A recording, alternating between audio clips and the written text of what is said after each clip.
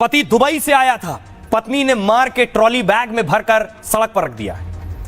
अगली तस्वीर आप देख रहे हैं, ये पत्नी है और ये पति दुबई रहता था, दुबई से आया है। ये वो बैग है जिस बैग में इस पति की बॉडी मिली है। अगली तस्वीर में आपको दिखाऊं, ये वो बैग मिला है सड़क पर पुलिस को, ट्रॉली बैग। सोचिए, पुलिस के लिए सबसे बड़ी चुनौती थी, रास्ते में एक बैग मिला, शव की इतनी बुरी हालत थी कि पहचानना मुश्किल था, पुलिस के लिए शिनाख्त करना मुश्किल था। इस बैग में इस पति की बॉडी थी, पत्नी ने हत्या कर शव के 2 टुकड़े किए, आधा धड़ बैग में और आधा धड़ बोरे में रखा।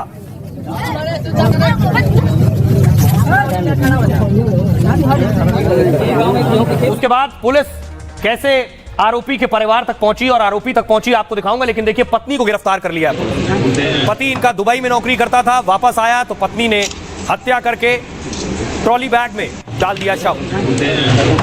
तस्वीर दिखाऊं, ये हथियार बरामद हुए जिन हथियारों का इस्तेमाल पति की हत्या में किया गया है।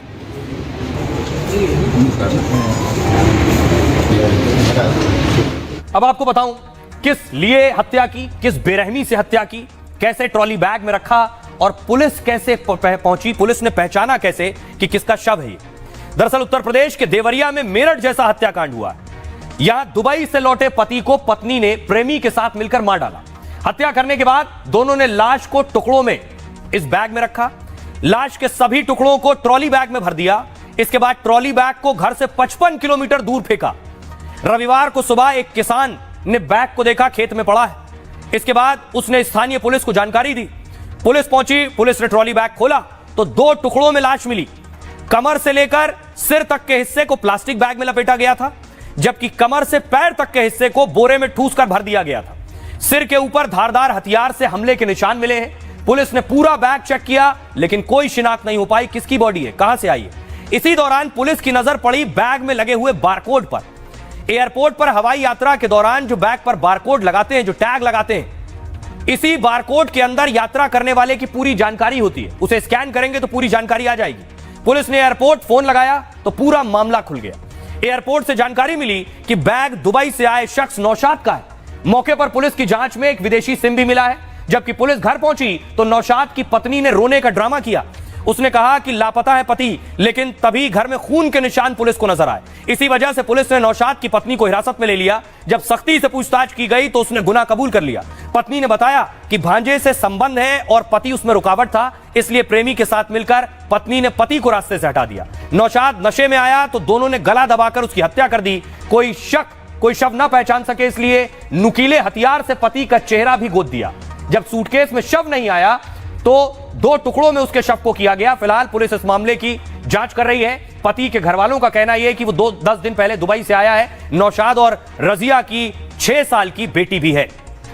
आइए आपको सुनवाता हूं, सुनिए देवरिया के एसपी क्या कह रहे हैं। मृतक है, उसका भांजा से थोड़ी इनकी नज़दीकियाँ थी और जो मृतक है वो इसको पसंद नहीं करता था, तो इस सिलसिले में दोनों में थोड़ा अनबन रहती थी। और मृतक अभी कुछ 12-13 दिन पहले यहाँ आया था, दुबई में वो काम करता है और वो जाने वाला ही था। मनमुटाव के कारण इन्होंने प्लान किया है और ये प्री मेडिटेटेड मर्डर है। इनकी हत्या में ये खुद भी शामिल रही हैं और साथ में इनके पति का एक भांजा है रोमान और उसका मित्र हिमांशु, ये 3 लोग इस हत्या में शामिल रहे हैं। हत्या में जो घर के उपलब्ध जो 2-3 वेपन हैं, इसमें आला कत्ल में कुल्हाड़ी है, एक मूसल है और स्टील का चापड़ है। ये सब मेनली यूज किए गए थे। इन सबको properly as per evidence act बरामद कर लिया गया है। और आज की एक और बड़ी खबर है। बड़ी खबर, वक्फ को लेकर लंबे वक्त से घमासान मचा है, लेकिन पीएम मोदी की तैयारी है, अब यूसीसी की बारी है।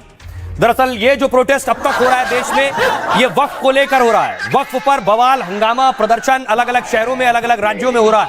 लेकिन अब अगली तस्वीर देखिए जरा, क्या तैयारी है। बीजेपी की तैयारी है यूसीसी लाने की। और ये कैसे पता चला? जब बीजेपी ने बाकायदा इसके लिए उनके ट्विटर हैंडल से एक ट्वीट हुआ कि अब यूसीसी आने वाला है, यानी समान नागरिक संहिता। बीजेपी अब यूनिफॉर्म सिविल कोड की तरफ बढ़ रही है। वक्फ के बाद ये है वो ट्वीट जो बीजेपी ने ट्विटर हैंडल से किया है पीएम मोदी को लेकर कि मोदी जो ठान लेते हैं वो करते हैं। राहुल गांधी जी ने कहा हम सब बैठेंगे जब भी हमें मौका मिले सरकार का। मोदी जी को एक तो मैंडेट नहीं है और माइनॉरिटी गवर्नमेंट है, ये गवर्नमेंट कभी भी गिर सकती है। My mother raised me as the kindest and the sweetest person you'll ever met. But if you mess with me, then I will show you.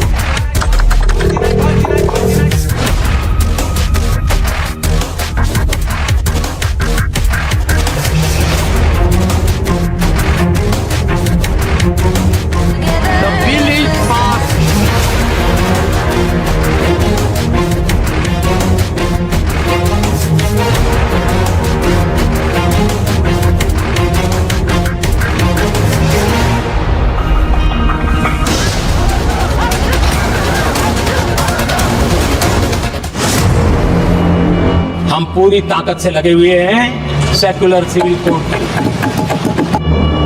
UCC के बारे में दुष्प्रचार ज्यादा है। भारत के कानून को हर एक को स्वीकार करना चाहिए और उसी में सबकी सुरक्षा और सबकी समृद्धि नहीं है। अब यूनिफॉर्म सिविल कोड बनाने की बात कर रहे हैं तो मुल्क में सोशल इंस्टेबिलिटी पैदा होगी। हम भारत को 1980 और 1990 के दहे में लेकर जाएंगे। वक्फ कानून आते ही देश में बवाल शुरू हो गया। ममता के बंगाल से लेकर ओवैसी के हैदराबाद तक शहर शहर हंगामा हो रहा है। अब अगर यूसीसी आएगा तो क्या होगा? अवैध संपत्ति छिन जाने के डर से जो लोग प्रदर्शन और बवाल खड़ा कर रहे हैं, अगर यूसीसी आ गया तो शादी से संपत्ति तक हर जगह